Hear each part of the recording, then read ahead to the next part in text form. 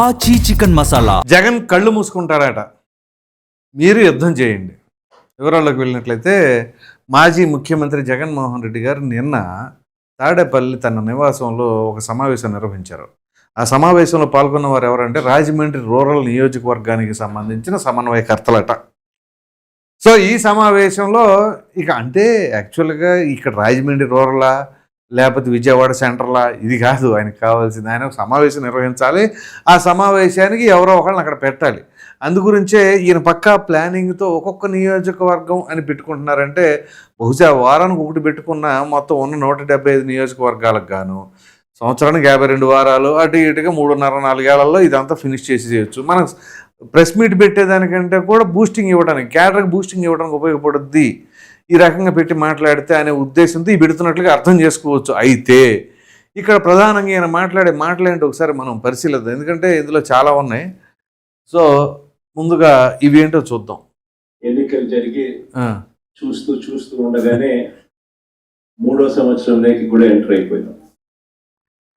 కళ్ళు మూసుకొని కళ్ళు తెరిచేసరికి ఇంకొక సంవత్సరం దాటితే ఆ తర్వాత ఎలాగో నా పాదయాత్ర కూడా స్టార్ట్ అయిపోతుంది. పాదయాత్ర స్టార్ట్ అయితే ఏమైంది? జగన్మోహన్ రెడ్డి గారు చెప్పేది ఏంటంటే చూస్తా చూస్తా సంవత్సరాలు దాటిపోతాయి అన్నాడు. ఎందుకు దాట బ్రహ్మాండంగా దాటితే ఇప్పుడు ఆయన 3 సంవత్సరాలు 3వ సంవత్సరం ఎంటర్ అయింది, 3 సంవత్సరాలు దాటిన కూడా దాటలా. కళ్ళు మూసుకొని కళ్ళు తెచ్చేసరికి ఈ 2 ఏళ్ళు కూడా ఇట్టే ముగిసిపోతాయి. కళ్ళు మూసుకొని కళ్ళు తెరిస్తే కళ్ళు మూసారు, కళ్ళు మూసుకొని కళ్ళు తెరిస్తే ఇట్టా గడిచిపోతాయి అంటున్నారు. గడిచిపోతాయి ఎందుకు గడవు? 3 ఏళ్ళు కదా 30 ఏళ్ళైనా గడిచిపోతాయి.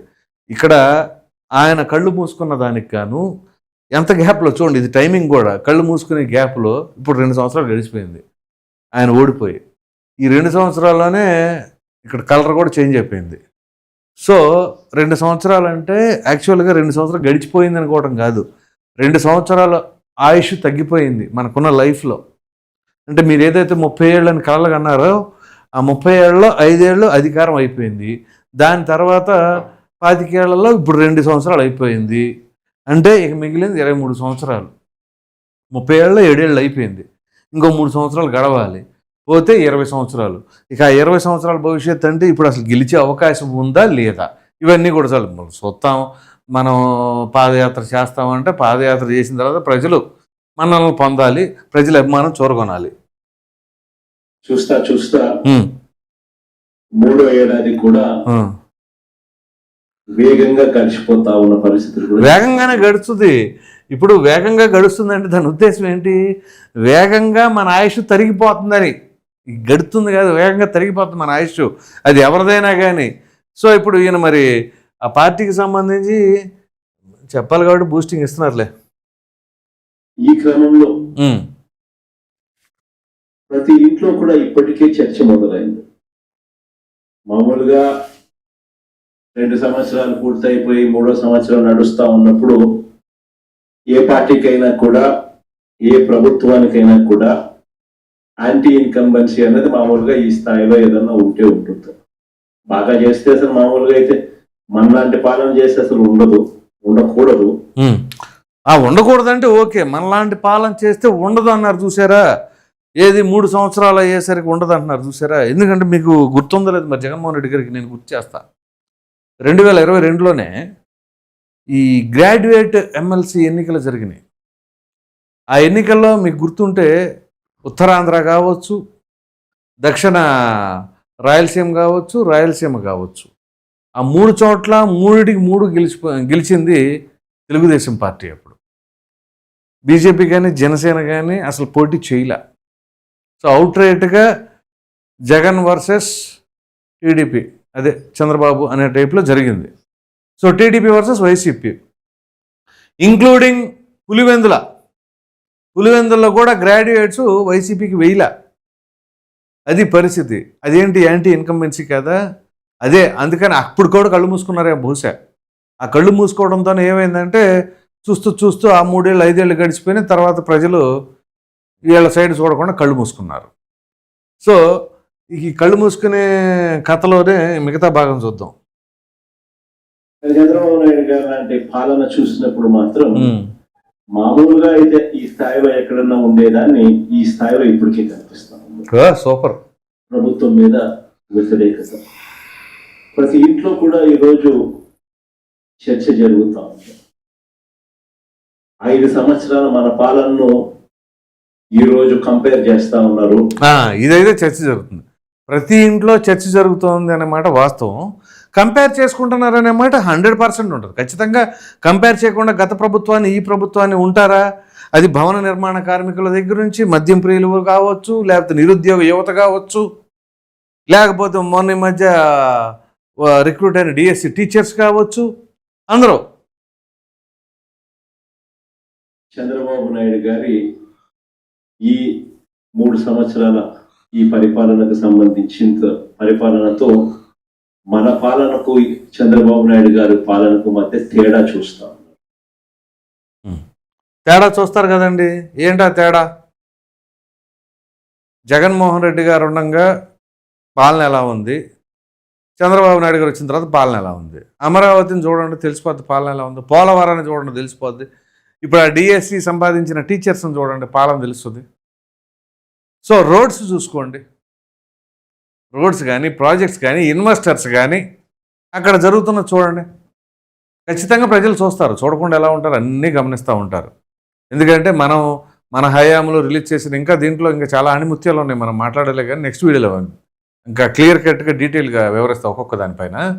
సో ప్రధానంగా ఇక్కడ ఏంటి అంటే కళ్ళు మూసుకొని తెరిస్తే, కళ్ళు మూసుకోవడం అంటే ఎంతకాలం మూసుకుంటారు, మూసుకోవడం కళ్ళు మూసుకుంటే మళ్ళీ తెరిచే అవకాశం ఎప్పుడు ఇస్తారో ప్రజలు అవి కూడా ఆలోచించాలి కదా. ఇప్పుడు మనం ఏ రకంగా ప్రతిపక్షంలాగా వ్యవహరిస్తున్నాం, అసెంబ్లీకి ఎలాగో వెళ్ళాం, ఇదిగో ఈ రకంగా మనం ప్రెస్ మీట్లు సమావేశాలు నిర్వహించడం తప్ప ప్రజల కోసం గట్టిగా పోరాడటం అనేది ఉండదు. పోనీ ఏదైనా పోరాడితే మీరు వెళ్ళి పోరాడంటారు కానీ ఈయన ఏ రోజు కూడా బయటకు వచ్చి పలానా నియోజకవర్గంలో ఉండటమో, లేకపోతే పలానా దీక్షలో పాల్గొనటమో, లేకపోతే వాళ్ళకి ఉత్సాహాన్ని ఇచ్చేలాగా ఈయన పార్టిసిపేషన్ ఉండటమో అది ఏమి ఏ రోజు చేయలే. మీరు వెళ్ళండి అంటారు. ఇక దాని తర్వాత యుద్ధం. ఈ విషయం గురించి మాట్లాడాలంటే వీళ్ళు ఎన్నికలకు ముందు సిద్ధం అని చెప్పేసి అన్నారు. ఆ సిద్ధం కాస్త ఏమైందో చూశారు. ఇక సిద్ధం అయిపోయి డైరెక్ట్గా ఎటోళ్ళు అటు సర్దుకున్నారు. ఇప్పుడు యుద్ధం చేయండి అంటున్నారు. ఏంటి ఆ యుద్ధం? Local body elections. Local body elections పైన ఇప్పుడు ఈయన ఏం చెప్పదలుచుకున్నారు? ఏ నియోజకవర్గంలో కూడా యునానిమస్ అవ్వడానికి వీల్లేదు అంటారు. బాగానే ఉంది. అంటే ఇక్కడ జగన్మోహన్ రెడ్డి గారు ఆలోచన తీరేంటి? పోలీసులను అడ్డం పెట్టుకుని, ఎలక్షన్ కమిషన్ అడ్డం పెట్టేసుకుని ఇష్టానురీతిగా వీళ్ళు యునానిమస్ చేసేసుకుంటారు అనేది ఈయన యొక్క ఆలోచన. ఈ ఆలోచన ఎక్కడి నుంచి వచ్చింది అని అంటే వీళ్ళు అధికారంలో ఉండగా 2021లో కావచ్చు, 22లో కావచ్చు, ఆ లోకల్ బాడీ ఎలక్షన్స్ జరిగిన క్రమంలో అప్పుడు చేసినవన్నీ కూడా unanimous, most of the seats అన్నీ కూడా ఎందుకు చేశారు, ఎలా చేశారు అని కనుక చూస్తే అప్పుడు తెలియదు ఏముంది. అప్పుడు ఇన్సిడెంట్స్ ఎవరిని మర్చిపోతారా? లోకల్ బాడీ ఎలక్షన్లో ఏ రకంగా జరిగినాయి, నామినేషన్లు కూడా వీళ్ళు అంత బెదిరించారు. సో ఇప్పుడు అదే తరహాలో అంటే వీళ్ళు ఆ రకంగా వ్యవహరించారు కాబట్టి అదే తరహాలో ఇప్పుడు కూటమి వాళ్ళు కూడా వ్యవహరిస్తారు అని చెప్పేసి ముందుగానే అలర్ట్ చేసే విధానం. సో అంటే ఇటువంటి పరంపర మొదలుపెట్టింది జగన్మోహన్ రెడ్డి. అది ఆయన మొదలు పెట్టకుండా ఉంటే ఎటువంటి గోళ లేదు. ఇప్పుడు ఆయన మొదలుపెట్టాడు కాబట్టి వీళ్ళు కంటిన్యూ చేస్తారేమో, రివెంజ్ తెచ్చుకుంటారేమో అని ముందుగానే వీళ్ళని అలర్ట్ చేస్తున్నారు. కూటమి ప్రభుత్వం అలా చేస్తానైతే మాత్రం అనుకోలేవు. ఎందుకంటే ఇప్పుడు 2 సంవత్సరాలు దాటిన తర్వాత నిజంగా అవినీతి ఆరోపణలు ఉన్న వాళ్ళపైనే ఎటువంటి చర్యలు కరెక్ట్గా తీసుకోలేదు అనే అసంతృప్తి టీడీపీ కేడర్లోనే ఉంది. అటువంటిప్పుడు ఇంకా లోకల్ బాడీ ఎలక్షన్లో మరీ వైసీపీ వాళ్ళపైన అటాకులు చేసి చేస్తారా అంటే నాకు తెలిసి అవి జరగవు. 2, ఇప్పుడు జగన్మోహన్ రెడ్డి గారు వీళ్ళని రెచ్చగొట్టి మీరు వెళ్ళండి, మీరు నిలబడండి, మీరు యుద్ధం చేయండి అంటే జగన్మోహన్ రెడ్డి గారు ఏమైనా వస్తారా? పోనీ ఎవరికైనా భరోసాగా నేను ఉన్నాను అంటారా? ఉన్నానంటారు. తాడేపల్లిలో ఉన్నారో లేదా బెంగళూరులో ఉన్నానని చెప్పేసి అంటారు. కానీ మీరు ఇదిగో గట్టిగా నిలబడండి అని చెప్పేసి అంటే ఏమి నిలబడతారు? మీరు తీసుకున్న స్టాండ్ కరెక్ట్గా ఉంటే ఇదిగో మా నాయకుడు విధానం ఇది అని చెప్పేసి అంటారు. మీరు కాసేపు మావిగన్ అంటారు, లేకపోతే ఇంకోటి అంటారు. ఈ మాట మారుస్తూ ఉంటే వీళ్ళు మాత్రం ఏం చేయగలుగుతారు? ఒకటి, దీంట్లో ఇంకా కీలకమైన పాయింట్, గతంలో వీళ్ళు అధికారంలో ఉండగా గెలిచిన సర్పంచులకి ఏం మాత్రం నిధులు ఇచ్చారు? వాళ్ళే శంగులు వేసుకొని తిరుగుతూ ఉన్నారు పాపం. బయటకు కనపడకుండా ఎవరు కనపడితే ఏం అడుగుతారా? ఏంటంటే ఫండ్స్ లేవు అక్కడ. ఆ ఫండ్స్ లేని క్రమంలో ఇప్పుడు మళ్ళీ గెలిచి ఏం చేస్తారు? ఒకవేళ వైసీపీ తరఫున ఎక్కడైనా బలవండి గెలిచినా అంటే జగన్మోహన్ రెడ్డి గారు ఎప్పుడైనా నిధులు కేటాయించలా, ఫండ్స్ లేవు, ఏదో 10 పరకో ఎన్నికల్లో ఖర్చు పెట్టిన వాళ్ళ పరిస్థితి ఎట్లా ఉంది అంటే దిక్కు తోచని స్థితి.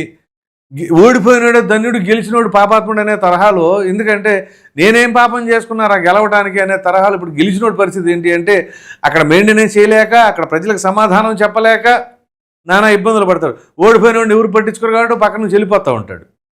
అది ఊళ్ళో వ్యవహారాలు అలా ఉంటాయి.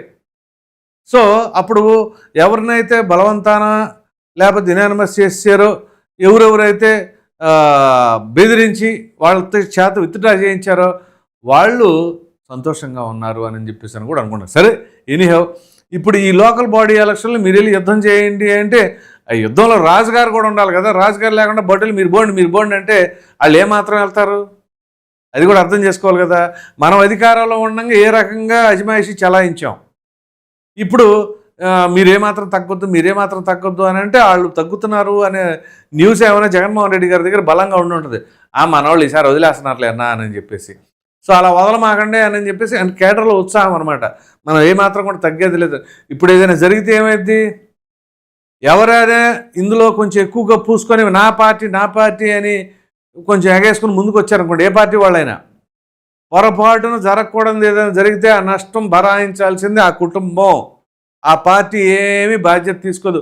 ఒకవేళ తీసుకున్నా ఒక సంతాప సభ పెడతారు, లేకపోతే ఇదిగో మా కార్యకర్త ఇక్కడ జరిగిందని చెప్పేసి అనుకోవడం తప్ప పెద్దగా ఏముండదు. సరే, ఒకవేళ నిజంగానే కుటుంబానికి అండగా నిలిచినా ఆ వ్యక్తి కోల్పోయిన దాన్ని భర్తీ చేయలేరు కదా. కాబట్టి ఇక్కడ నేను చెప్పేది ఏ పార్టీ వాళ్ళైనా సరే అత్యుత్సాహాలు పోమాకండి.